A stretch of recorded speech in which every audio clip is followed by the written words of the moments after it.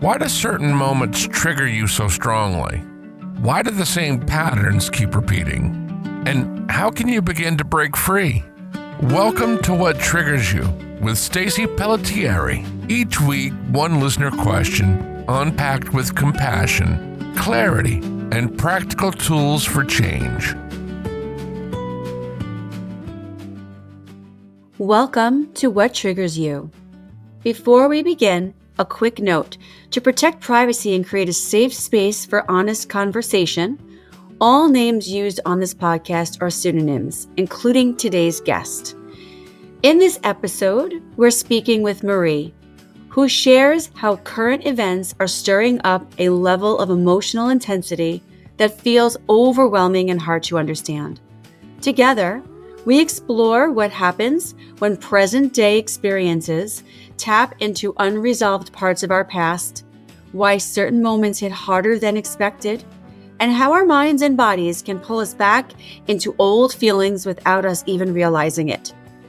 This conversation is about connecting those dots, gaining insight into our triggers, and learning more about ourselves so we can move through the present with greater awareness and compassion. So welcome to What Triggers You. So to begin, I would love to hear from you what your trigger is that you would like to talk about on our show today.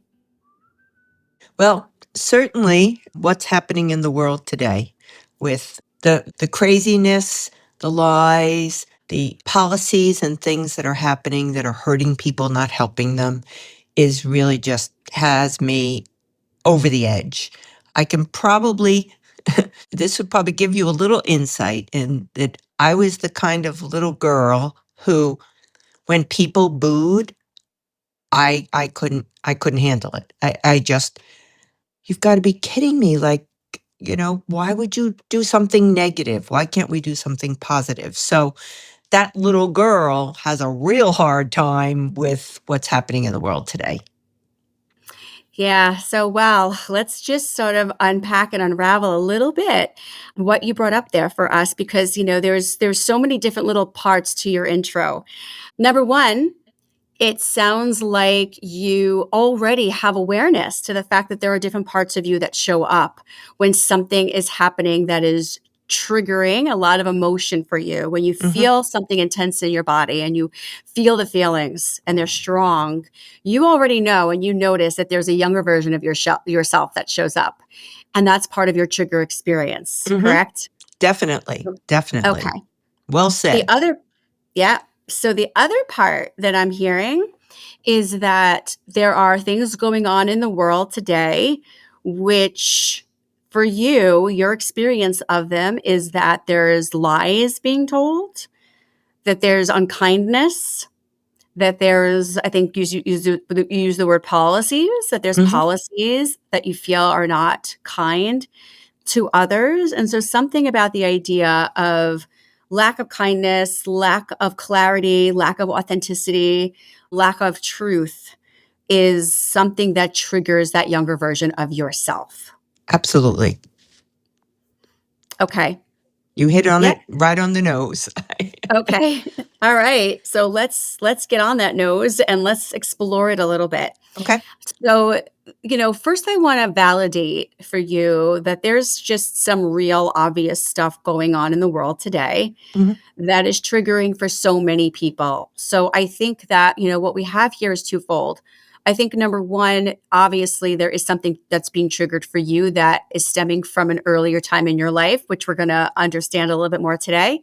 But I think that what you're also talking about is that just in general, there are legitimate things happening that are real, right? That are uncomfortable and triggering for many people, right? There is unkindness going on. There is lack of fact going on. There are, things that are not necessarily truthful or authentic that are going on. And so that is an uncomfortable thing for anybody. So I think it's important to understand what is specifically triggering for you. But I also think it's important to validate what is not something we should pathologize, Mhm. right? Because Mhm. it is normal to have a reaction to what is happening in the world. There's a lot going on, right? So it's all real stuff. So I just want to say that. But I do then want to move into you and your trigger. So if we're going to talk about you specifically and what's coming up for you, and we have a better understanding of the little girl that is present here, let's start with this. If we look at the lack of kindness, doing things that aren't nice, right? Like you used as an example, booing. Mhm. When somebody boos another person, what comes up for you when you think about that? What's that about for you? It's physically uncomfortable for me. Like, I find myself cringing, embarrassed, wanting to just stop it. Wish I had the power to just stop it and say, "Stop being mean." But I literally feel it internally, like just a really uncomfortableness. Yeah. So our listeners can't see you. So what I'd like to describe for them is that while you're speaking to me, I can see you clenching your fist. Right? You're shaking your Mhm. head no, Mhm. right? And Mhm. you're grabbing your chest a little bit, Mhm. right? So what I'm seeing is that maybe there's some tightness there. There's this clenching of the fist that show that you're feeling this internal pressure and this discomfort, Yep. Yep. right? It's Yes. just and you mentioned the word embarrassed. So I'd like to kind of circle around that word just for a moment, if that's okay. Can Absolutely. you Yeah, can you help us understand what embarrassed means to you and why it might be that in those moments you're feeling that embarrassment? I have always, what's the word I want? I take my cues about who I am and my worth often from external pieces. So if I'm somewhere and my husband does something silly, I take it as it's a reflection on me. Or, if I'm involved in anything that I think is inconsiderate or unkind or whatever, I take it as a reflection on me instead of being able to just say, this is not about me. But I've always been that way. I've always been a people pleaser, and I want things to be calm and even and kind. So,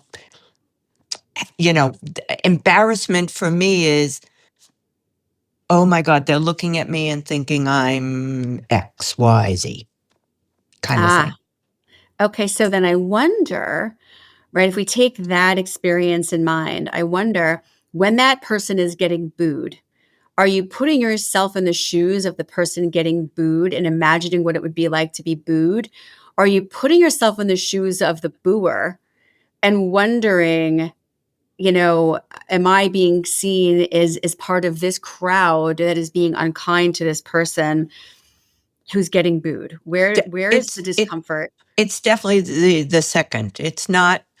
I don't put myself in immediately in the shoes of the person experiencing it. I'm I'm putting myself in the shoes of, oh my God, I don't want them to think I'm that way. You know, Yeah. I'm Yeah. different than that. Okay. So in that moment, and that's important, right? Because it's very different, where you're putting yourself, like what shoes you're throwing yourself into in that moment. Mhm. The shoes you put yourself in that moment is not what would it feel like to get booed, because that could be embarrassing, Right, right? right. Especially in front of a whole big crowd. But it's more, oh my gosh, people are going to think that I'm this unkind person that Yes, would be nasty to somebody and make them feel bad. And so yes, what I'm hearing between this and what you're saying, what you said before about your husband and about like wanting people to see you in a certain light, it seems like it is so important to you that other people know that you are a kind person that would never ever treat anybody badly. yes. And to extend that, therefore they will like me, Okay. if that makes any sense. Of course, of course, of um, course it makes sense, right? It's important for you to be liked. yes, yes. Tell me more about that. Always have always been insecure relative to why someone would like me. So I have often, I mean, I'm 70 years old and it still happens, but I often try to create what it is the other person wants from me rather than me being whoever I am. And that's been hard for me my whole life. Who am I really? Or who do I think someone else wants me to be? But if you move back to this whole issue of what's happening in the world, I show up as me in that way. I have friends who have completely different experiences, completely different views. Mhm. I don't pretend to have their views. So it's kind of back to that little girl who really does have her own personality, her own values, her own this. So it's kind of ironic that I spend a lot of time trying to meet other people's expectations of me. But on this one, I'm just really so frustrated and angry and disgusted and all kinds of emotions over people not seeing anything wrong with what is happening with our government. So Yeah. sorry about that. I just went phew and took you. That's Sorry. okay. No, no, no sorry at all because it's funny, it's like I'm thinking in my head certain thoughts, and while I'm thinking them, you're saying them. So you and I are very aligned here in what I think is going on, and I think that you hit the nail on the head yourself. I think what you already know, and maybe you don't realize is that what's happening for you, part of the reason why you're so frustrated and triggered right now about what's going on in the world is because it has created a conflict for you, right? There is your values. And so one of the things you had just said is that your present adult self knows who you are. You Mhm, know what your values are. You know mhm, what you believe in. You know what you think our government should or should not be doing. mhm. You know what you feel is right or wrong, and you are very, very certain of your values, and you respect and honor your values, and you're proud of your values. Yes, absolutely.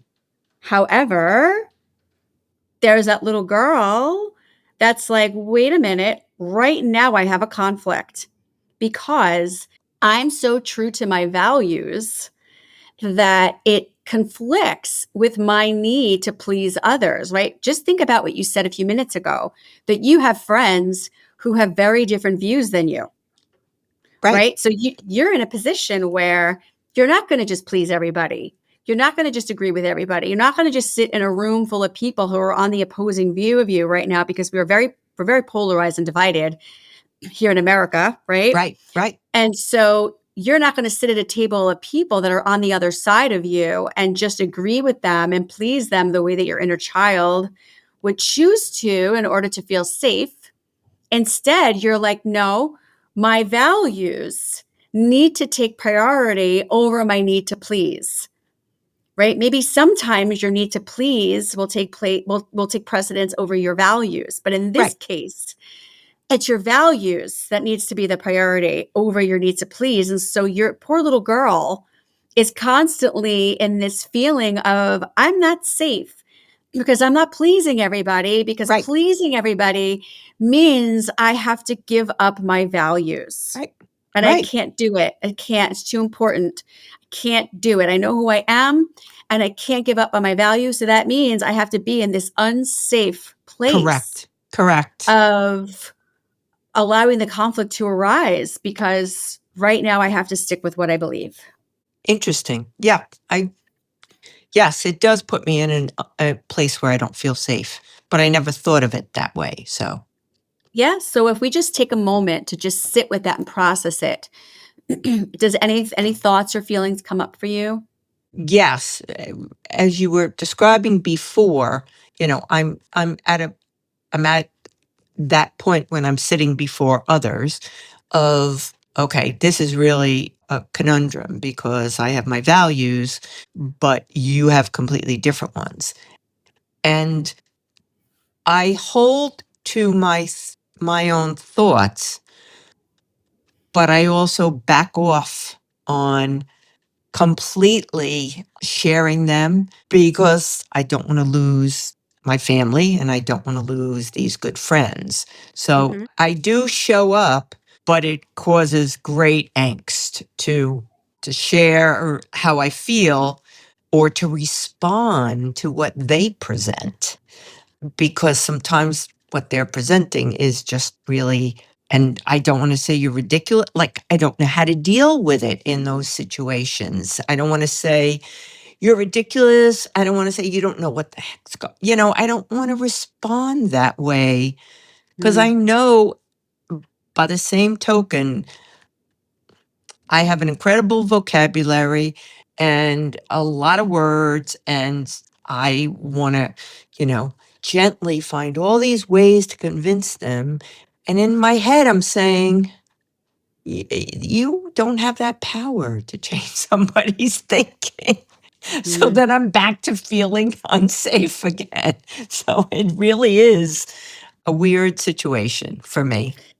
Yeah, it's so hard, right? Because, what you're talking about, there's a part of you that really feels all of these feelings and has all these thoughts and all these things you want to say, but you have to hold it in. What's Mhm. it like to sit with some family members or to sit with some friends and they're sharing what they think, they're sharing their beliefs, but you don't feel like you can share yours. You just have to swallow it and hold it Yep. in. What is that Yep. like? Very uncomfortable and disappointed in myself. I kind of use the notion that, okay, I'm the bigger person because I'm not putting fuel to the fire, putting fuel on the fire. But then I walk away and I say, you know what? You didn't really show up in the way that you maybe needed to. And once again, I walk away feeling disappointed in myself. Yeah, another disappointment, right? Yeah. You're judging yourself a little bit, Yeah. Oh, right? absolutely. There's Absolutely. another value conflict coming up again, right? Mhm, The value mhm. conflict is there's a part of you showing up and saying, you should stand up for what you believe in. You should say something. You should share your beliefs. It's Mhm, important. mhm. And then there's a part of you showing up and saying, don't do it. You're going to get into an argument, and that's not safe, right? So you're choosing the path of safety. I'm Right, just not going to argue with these people right, because it would feel unsafe to argue. There's a little logic to that too, right? Like, I know I'm not going to change anybody, so why engage? right, Right? right. Which does make sense. There's merit to that. I agree. Except for Right? I that doesn't give me the peace. If I really believe that, then I would Yeah. immediately go to a more peaceful place. Yeah. So it's an excuse more than a belief, you know what I So mean? what do you really believe? If you were not driven by fear in that moment and you can do what you feel authentically is who you are, like really embody who you want to be in that moment, what would you want to do? I would want to share my thoughts without defending them, but just here's what comes up for me. Here's why this is a problem for me. Here's what I disagree with. Instead Mhm. of creatively trying to, because I'm a good listener. So I will listen to what they say. And then I'll be like, okay, what can I do? What could I do? How could I phrase my words to convince them otherwise? Instead of Mhm. just really showing up and being me. And without the anger, that's another problem for me is in order for me to really show up, there has to be anger. Perfect example, if I go to a doctor, I rarely ask the amount of questions that I should. I go to the doctor with my husband or with my mother-in-law or with somebody that needs me. Man, I am all over like white on rice and almost to the point of aggressiveness because now I'm the mama bear protecting these cubs. So Mm. that's part, that's, wow, I never thought of it that way. But I usually have to use anger to really show up because once you're angry, now I'm not caring what you think of me. And that's been a frustration my whole life, now that we're talking about it, Mm. that I You're have learning to, something about yourself just by oh, taking a major, moment to process. Yeah. major, that it's only with anger that I really show up in what I'm thinking or feeling or saying.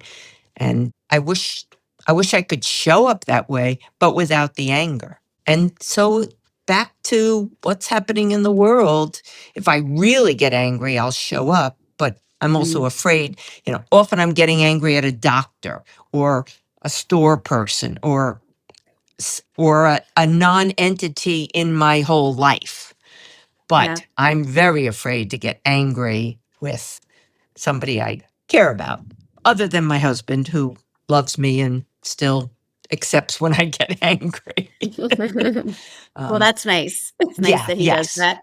yes, Yeah, so there's a lot of different things happening here. So what I'm hearing is that there is a pattern of fight or flight, right? And so both things show up. yes, Sometimes fight shows up and sometimes flight shows up. You're either fleeing, not necessarily like running away, but avoiding, right? That's the flight, the freezing and the avoidance of the conversation or just trying to listen, right? That's the flight or freeze response. But sometimes fight shows up instead. yes, yes, Either way, what is showing up for you is a feeling of I'm not safe because fight or flight indicates, right? The trigger there is that you're not safe, that there's danger. And so fight or flight shows up when there's danger. And you either show up in one of two ways. And when the angry version of yourself shows up, then you can speak up. And maybe the angry version of yourself shows up when there's a part of you that knows that if you don't speak up, somebody's not going to be safe and that right, speaking up is absolutely dire in this yes. situation, But but you notice only it's feel always somebody else that I'm yes, showing up protecting. for, not myself. Yes, you're willing to protect somebody else and you're willing to be angry and fight to protect somebody else, but you yourself is not worthy Yep. of And that part of yourself. When it's just you, right? Then you fawn.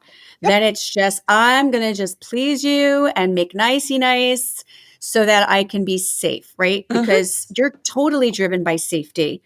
And so what I'm wondering, and I don't know if you know, or this is something we have to explore a little bit, what might have been happening for the little girl that you once were that would give her the idea that she wasn't safe?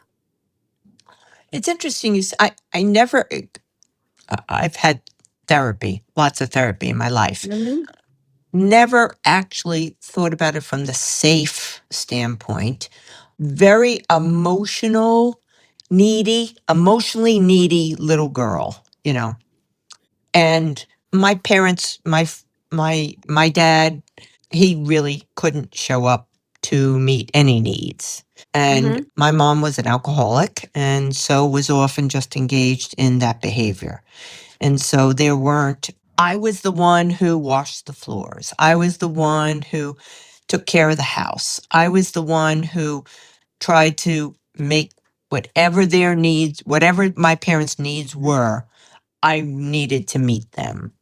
And if I could meet them, I felt safe. And if they were unhappy, well, then I didn't know where the heck I was in the world or in the home. So, and that's all part of the people pleasing. It's just all the same kind of pattern. But gosh, how do we get from the world is going crazy and right back to myself?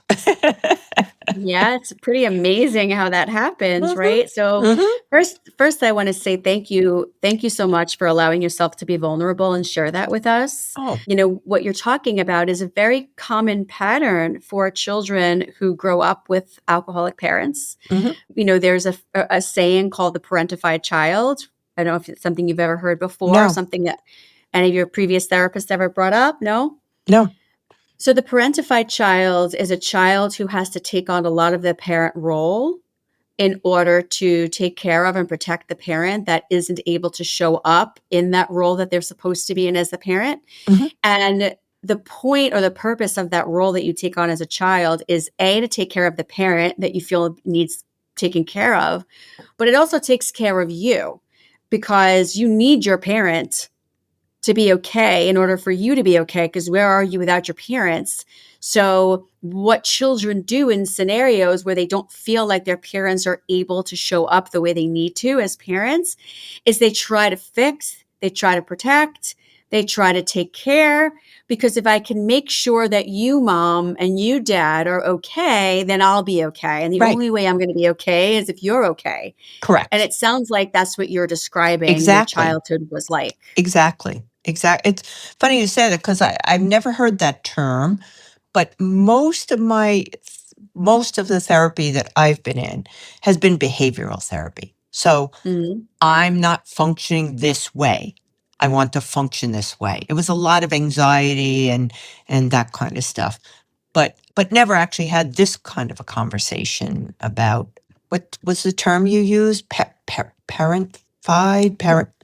Yep, the parentified child. Parentified. Yeah. Yeah, so you bring up one of my favorite topics to talk about. I'm not going to go on too much of a tangent about it, but since you brought it up, I'm going to take a minute to talk about it. So what you've done is probably a lot of CBT, cognitive behavioral therapy, Hmm. where you're learning about your current thoughts, how to reframe your thoughts, how to take immediate action in the here and now, in the present, to kind of Correct. look at your behavior and shift your behavior to something different. Correct. Right. And it can be very helpful to manage symptoms that are showing up for you, like anxiety and whatnot. And it Hmm. will bring you to a place of being able to regulate yourself and feel a sense of calm, which is very helpful. However, it only goes so far, right? It's like kind of taking a wound and putting a little bit of a band-aid on the wound and saying, Hmm. okay, stop the gushing. Yep. I feel a little bit better and this is helpful, but the wound is still there. So to get to the root of the wound where real healing takes place, it does require the deeper work, getting into, the earlier childhood trauma of growing up with an alcoholic parent, growing Hmm. up in a situation where you had to be the one to take care of everything, where you didn't feel safe unless the adults around you were okay and it was your job to make them okay, Hmm. right? So Hmm. understanding that is going to be the missing piece for you in catapulting yourself forward into your healing journey. Because now not only do you have the tools that you've learned in your CBT therapy, but now you have a deeper understanding of your inner child that has been traveling through life with you Hmm. and shows up in all of these different areas of your life, right? Hmm. That really are triggering, Yep. right? No pun Abs- intended. Absolutely. And show up every Yeah. day. Show up every day. Show up with every interaction. Show up with, I can't tell you how many times I walk away from a situation and I say, should have handled it differently. Should have said something Yeah. differently. Wish I was more me, kind of a thing. Yeah. Interesting. Very interesting.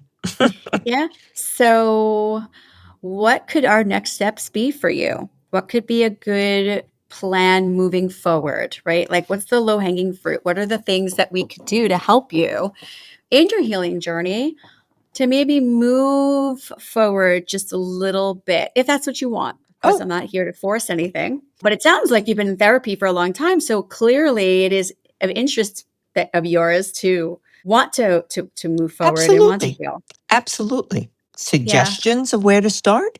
Yeah. Yeah. So I'm definitely a big fan of the inner child work. Psychodynamically, years ago, through psychoanalysis and psychodynamic theory, we would just call it inner child work. That's what it was. Today, we have we have fancier modalities that have been jazzed up a little bit. We have IFS, internal family systems, which is really more the parts work. Yeah. If you noticed in our conversations, I have very lightly said there's different parts of you that show up.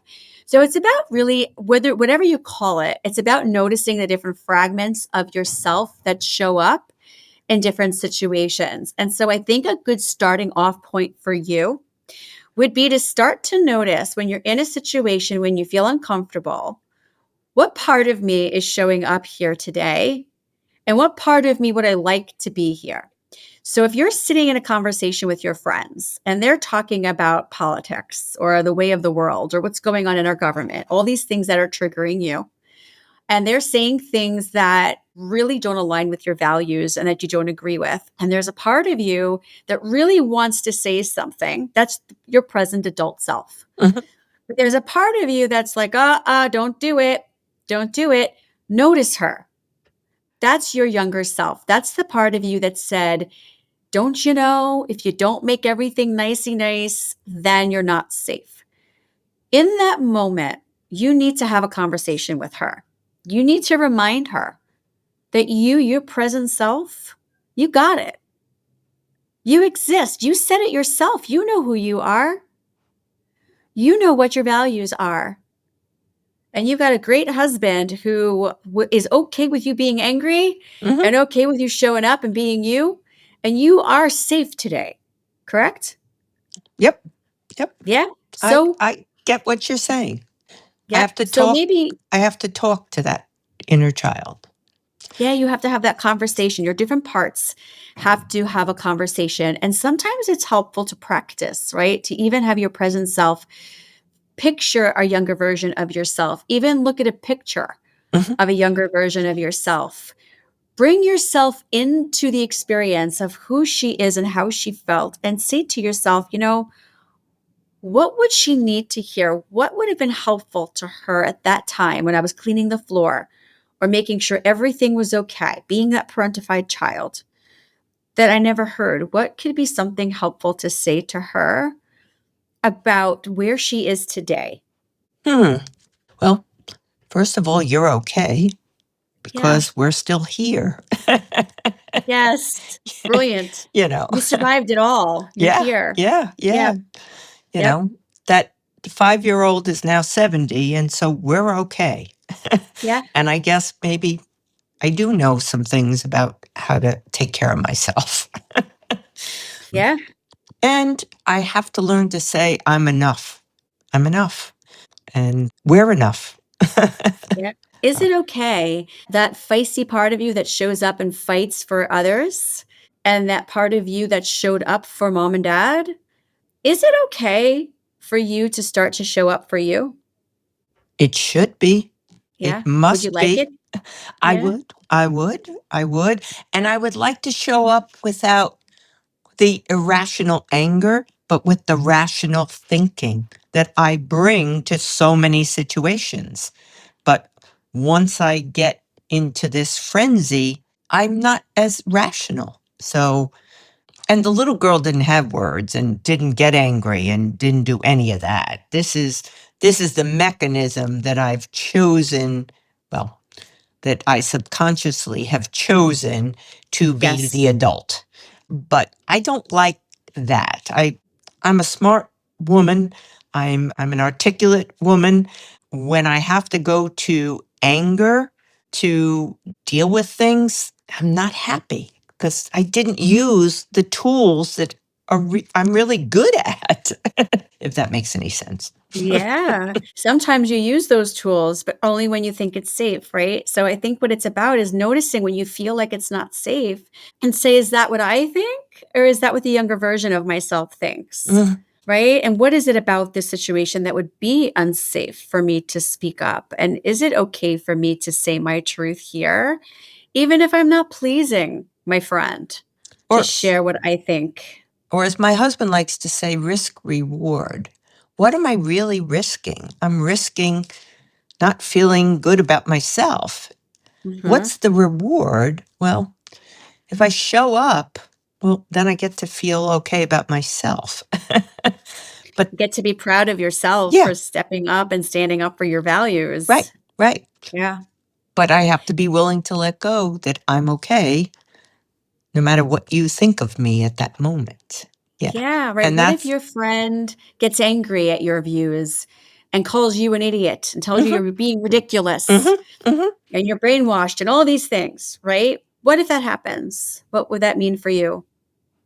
I'd not feel safe. I would Mhm. definitely not feel safe. I would be afraid I'm going to lose all of this stuff. And wow. And then I'd have to figure out how to make that okay. Yeah. What would it mean to lose a friend and how would you make that okay? Wow. See, that's the scary. That's the scary. I'm Mhm. actually feeling that scare right inside of me now of losing a person. Yeah. And the only thing I know to do is to just, back off. So yeah, you're getting at the crux of, if I show up at me, then sometimes you're going to lose something, but I'm always used Yeah. to just losing me rather than somebody else or something Yeah. else. Yeah, you've convinced yourself, and and I want to just again honor the fact that you're like, wow, you're really feeling it in your body and you're really triggered and noticing that Hmm. the fear of loss, Yep. Yep. right, is strong. It is strong, right? So I think one of the things that, is important for you to understand better is, what is it about loss that is so scary for you? What does loss mean for you? Unsafe.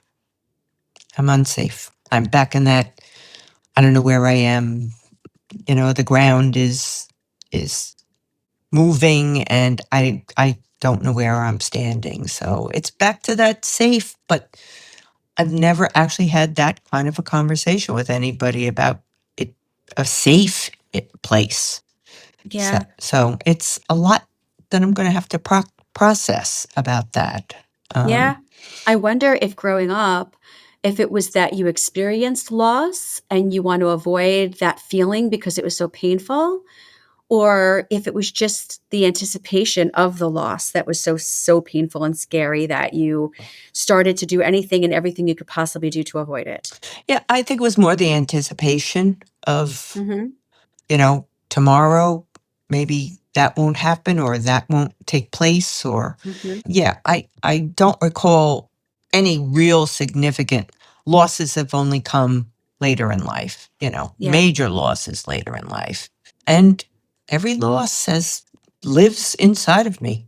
of Very course. And that sensitive person. Yeah, yeah. yeah, and that's normal. That's okay. We grieve forever. That's the truth. Mm, Especially when we lose someone that we're close with. I wonder though, when you were a child and you were, taking care of everything and everyone and doing all the things and wanting to please and wanting to make everything okay, who were you afraid of losing? I'm mostly my parents. Yeah. My oldest sister had traumatic epilepsy and took a lot of energy of the family. Not that Mm, she wanted, but she actually lived for a while at Columbia Presbyterian because the seizures were so out of control. So that was a significant experience. When this was going on, I was like 5 and 6, ah, and okay. ambulances would come every fourth or fifth day to my house. And, Mhm. not only a fear of losing her, she's one of the most wonderful persons you'll ever meet, but my parents to that experience, Yeah. so my brother and I would just wander the neighborhood until everything got all settled. So I guess to some extent that was some of the loss too. The loss of your childhood because your family is going through this major experience. Yeah, there was something that was so out of control going on. It's such an important pivotal stage of your development. Right? It's hard to make sense of that when you're 5 years old because Sure, sure. developmentally, you don't have the emotional or the cognitive ability yet to really be able to understand what all of this means, right? You probably saw your parents overwhelmed and scared, and that's terrifying to a Hmm. child. You probably felt sad for your sister and Hmm. scared Hmm. about what was happening. What does it mean that the ambulance is coming? How long is she going to be gone for? Is she going to come back? That's very, very overwhelming. And so there was probably a part of you that felt like, wow, we're so things are so out of control. What can I do to create this false sense of control in a situation that's so out of control? And that's Right. where like taking care and cleaning, and maybe if I just do this or maybe if I just do that, then Oh, there'll be some semblance of order around here that I can hang my hat on and feel okay. yeah. The major word you just said is control. Yeah. Yeah. I want control, and I will do And anything to get control, whether it be forming myself into what someone else needs or being the kindest person I could be, or control. It comes back to wanting control. Yeah. So control equals safety. Correct. There you go. And what's going on in the world right now, you have no control over whatsoever. Thank you. That's why I barely sleep some nights. Yep. Except you can vote. Yes, You I can know. vote. You can vote. There are things you can do, but Mhm.